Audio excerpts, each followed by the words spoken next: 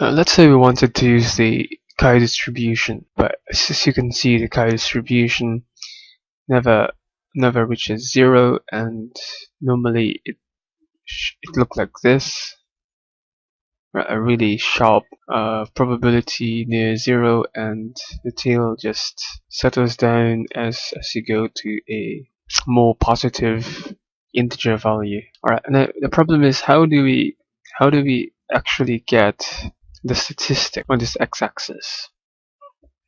Alright, the chi statistic that is normally being used for the chi is actually defined as the observed value minus the expected value, which we'll talk about later, squared all over the expected value. So there is no such thing as standard deviation in here. There's no such thing as mean. It is just using the data itself and getting the difference from a specific vantage point, and the vantage point is the expected value. We'll talk about the expected value later and where we can use it in an example. Alright, so this is actually